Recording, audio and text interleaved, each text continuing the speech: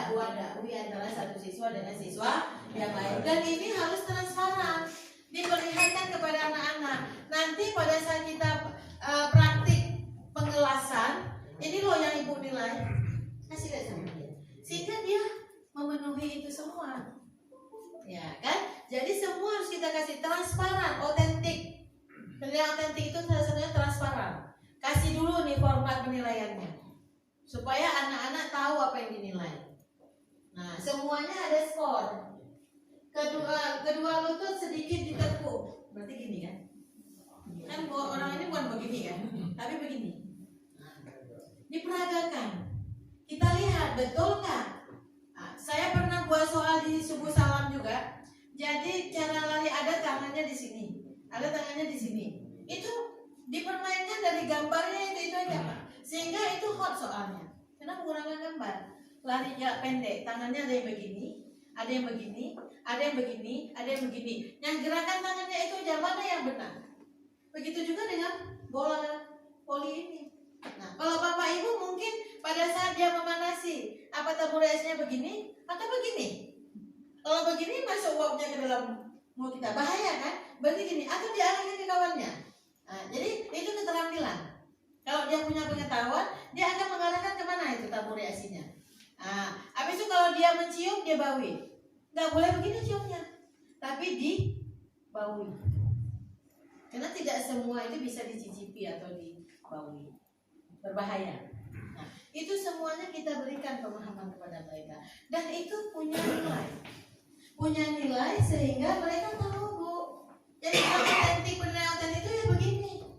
Di awal kita kasih tahu dulu, nih besok ujian keterampilan ya. Nih format penilaiannya yang Bapak nilai. Untuk pengelasan, siapa nih orang yang suka ngelas? Ada nggak tata cara mengelas yang baik itu yang benar?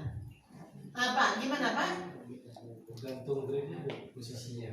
Posisi, enggak, maksudnya untuk mengelas itu ada ketentuannya Pak? Ada. Ketentuan itu mau Bapak kasih nilai kan? Ada langkah-langkahnya kan? Nah itulah yang Bapak buat. Nah begitu. Kalau orang pembibitan, dia pilih dulu bibitnya yang mana ya.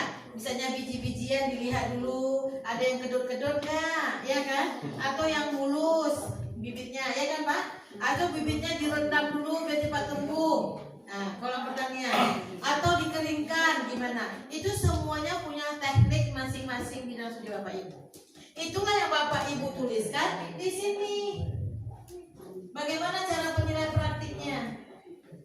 Dan ini harus diberitahu kepada siswa supaya mereka tahu, dan seperti kita supervisi loh Pak. Kita mau disupervisi oleh pengawas, dikasih dulu nggak daftar angket itu supervisinya?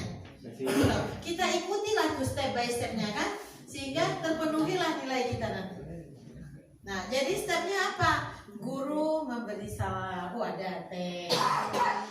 Guru mengecek kehadiran siswa, PK guru kan di sekolah ada dilakukan ya penilaian kinerja guru di supervisi. Kemudian apa lagi? Guru memberikan persepsi tren, ditulis ya oleh tim penilai. Guru memberikan motivasi, guru menyampaikan tujuan pembelajaran. Ada format penilaiannya, ada format supervisinya, sama dengan anak-anak.